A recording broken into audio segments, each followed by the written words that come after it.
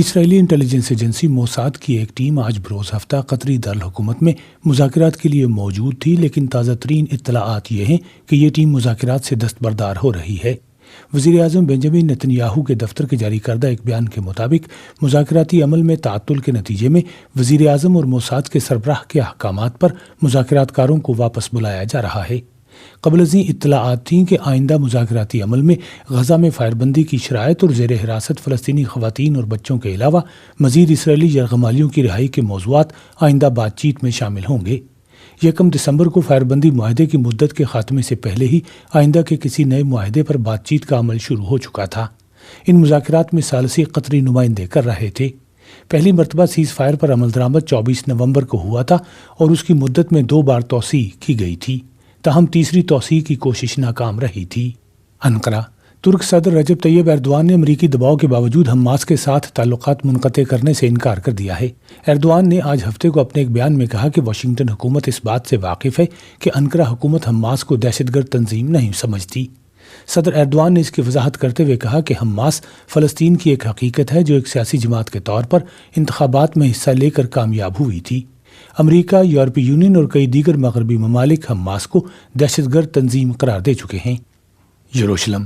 اسرائیلی خواتین اور قانونی امور سے متعلق رضاکاروں نے حماس کے جنگجوؤں کی جانب سے 7 اکتوبر کے حملے کے دوران اسرائیلی خواتین کے ساتھ جنسی نوعیت کے جرائم پر انسانی حقوق کی تنظیموں کی خاموشی پر تنقید کی ہے۔ ایک سینئر پولیس اہلکار نے اسرائیلی پارلیمان کو بتایا کہ 1,500 سے زائد گواہیاں ریکارڈ کی گئی ہیں۔ اسرائیلی حکام کا موقف ہے کہ اب تک ان مبینہ جرائم کی مذمت میں اقوام متحدہ کے بیانات ناکافی ہیں۔ اسرائیل میں داخلی سطح پر اس معاملے پر شدید غم و غصہ پایا جاتا ہے اور یہ ذرائع ابلاغ میں موضوع بنا ہوا ہے۔ ماسکو۔ اطلاعات ہیں کہ روسی دارالحکومت ماسکو میں پولیس نے جمعے اور ہفتے کی درمیانی رات ہم جنس پرست مردوں کے کئی نائٹ کلبوں، شراب خانوں اور دیگر تفریحی مقامات پر چھاپے مارے۔ ایک مقامی نشریاتی ادارے کے مطابق کم از کم 3 نائٹ کلبوں کے خلاف کارروائی کی گئی۔ یہ پیش رفت روسی سپریم کورٹ کے 2 روز قبل کے اس فیصلے کے بعد سامنے آئی جس میں عدالت نے LGBT تحریک کو ایک انتہا پسند تحریک قرار دے دیا تھا۔ انسانی حقوق کے لیے سرگرم تنظیموں کو خدشہ ہے کہ یہ فیصلہ روس میں LGBT کمیونٹی کے ارکان کے خلاف وسیع پیمانے پر کریک ڈاؤن کا سبب بن سکتا ہے۔ میونخ۔ شدید برف باری نے جنوبی جرمن ریاست باویریا میں افراتفری پھیلا دی۔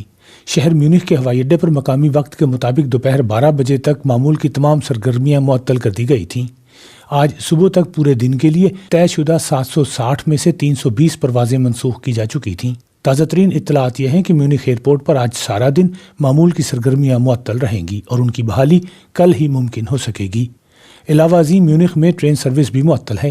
جرمن ریل کمپنی ڈوائچے بان نے اعلان کیا ہے کہ ممکنہ طور پر ہفتے کے پورے دن ٹرینوں کی آمد و رفت ممکن نہیں ہو سکے گی۔ محکمہ موسمیات نے تنبیہ کی ہے کہ آج ہفتے کی رات تک موسمی حالات میں مزید خرابی آئے گی۔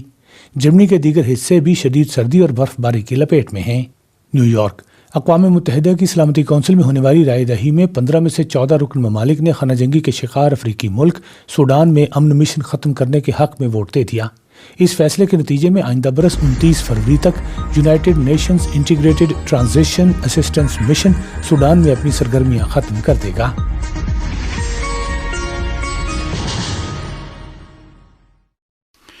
صہیونی فوج نے ہفتے کی صبح غزہ کے مختلف علاقوں پر شدید ہوائی حملے کیے ہیں۔ فلسطینی ذرائع نے خبر دی ہے کہ سنیچر کی صبح صہیونی فوج کے جنگی طیاروں کے ساتھ ساتھ غاصب اسرائیلی فوج کے توپخانوں نے بھی خان یونس، رفح اور جبالیہ کیمپ پر شدید حملے کیے۔ خبروں میں بتایا گیا ہے کہ صہیونی فوج نے خان یونس کے القرارہ علاقے پر صرف چند منٹ میں جنونی انداز میں 50 ہوائی حملے کیے۔ صہیونی حکومت کے بمبار طیاروں نے المغازی کیمپ پر بھی بمباری کی ہے۔ جمعے کی صبح صہیونی فوج کے وحشیانہ حملوں میں تقریباً 269 فلسطینی شہری شہید اور 600 سے زائد زخمی ہو گئے۔ اطلاعات ہیں کہ صہیونی فوج نے جبالیہ کیمپ پر فاسفورس بموں سے حملہ کیا ہے جس کے نتیجے میں وسیع علاقے میں آگ لگ گئی۔ دوسری جانب خبری ذرائع نے فلسطینی مزاحمت اور صہیونی فوجیوں کے درمیان غزہ کے علاقوں تل الہوا، النصر، شاتی کیمپ اور شیخ رضوان میں گھمسان کی لڑائی کی خبر دی ہے۔ غزہ پر جمعے کی صبح سے صہیونی فوج نے دوبارہ شدید ترین حملے شروع کر دیے ہیں اور اب تک 200 سے زائد فلسطینی شہید ہو چکے ہیں، جبکہ پچھلے 2 روز میں 6000 سے زائد فلسطینی شہری زخمی ہوئے ہیں۔ سینی فوج کے تازہ حملے میں اطلاعات ہیں کہ کم سے کم 3 نامہ نگار بھی شہید ہو گئے۔ صہیونی وزیر اعظم بنیامین نتنیاہو کے دفتر نے دعویٰ کیا ہے کہ تحریک حماس نے صہیونی اسیر خواتین کی رہائی کے منصوبے کی بنیاد پر اپنے فرائض کی پاسداری نہیں کی ہے اور مقبوضہ علاقوں پر راکٹ داغے ہیں۔ غزہ پٹی میں عارضی جنگ بندی نیز حماس اور اسرائیل کے بعض قیدیوں کے تبادلے کے بعد تل ابیب کی جانب سے جنگ بندی میں توسیع کی مخالفت اور لیت و لال سے کام لیے جانے کی بنا پر جمعے کو جنگ بندی کی مدت ختم ہو گئی، جس کے بعد صہیونی فوج نے غزہ پر شدید ہوائی حملے اور وحشیانہ حملے کیے ہیں۔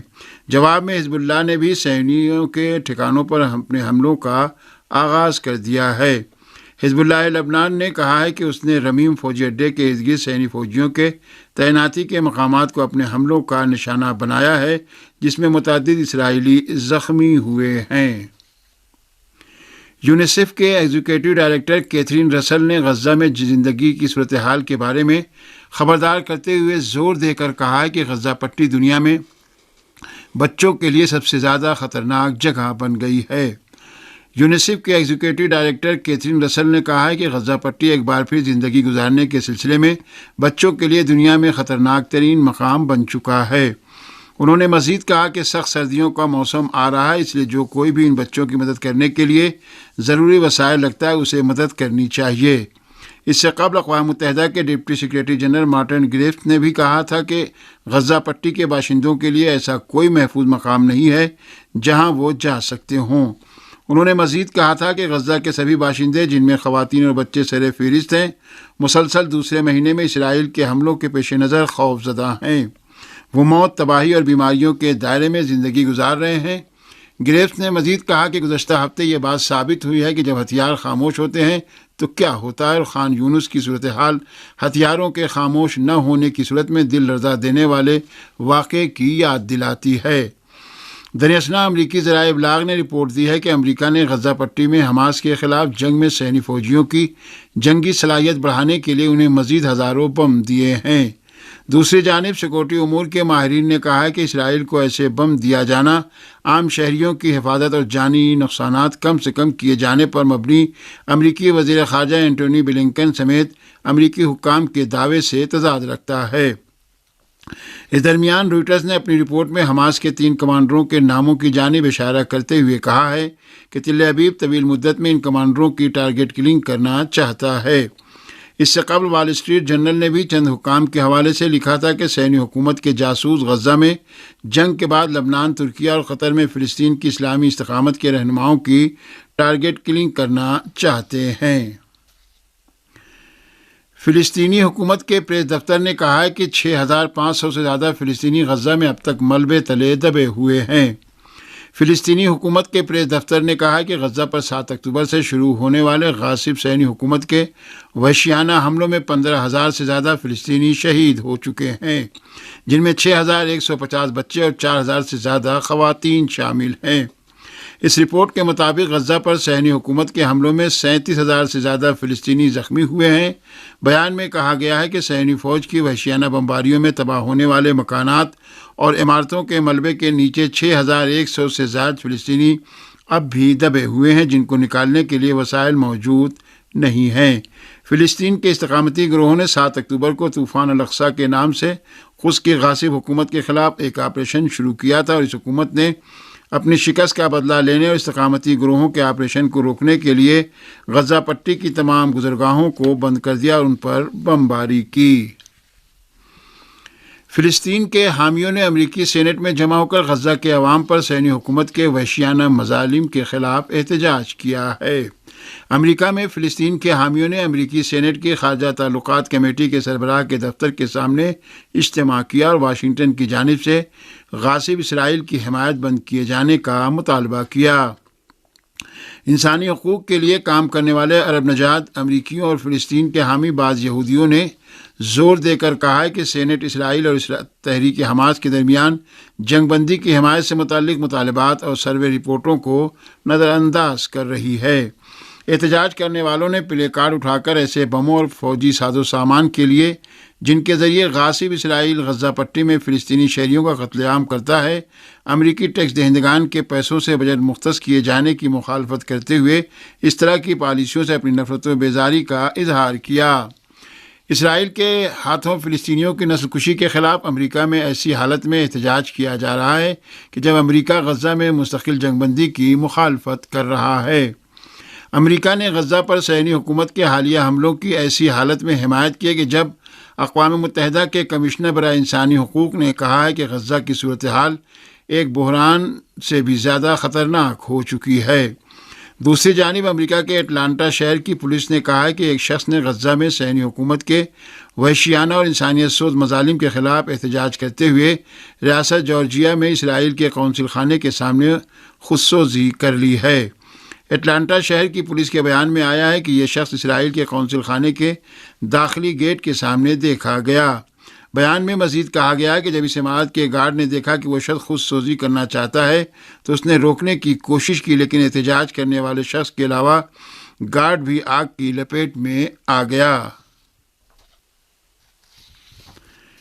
P T I intra party election میں بیرسٹر علی گوہر بلا مقابلہ پی ٹی آئی کے چیئرمین منتخب ہو گئے ہیں۔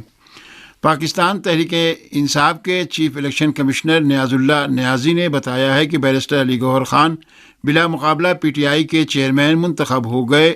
انہوں نے کہا کہ Omar Ayub P T I کے بلا مقابلہ مرکزی جنرل سیکریٹری، علی امین گنڈاپور تحریک انصاف خیبر پختونخوا کے اور یاسمین راشد پنجاب کی صدر منتخب ہوئی ہیں۔ تحریک انصاف کے چیف الیکشن کمشنر نے بتایا کہ بلوچستان سے منیر احمد بلوچ اور سندھ سے حلیم عادل شیخ صوبائی صدر منتخب ہوئے ہیں۔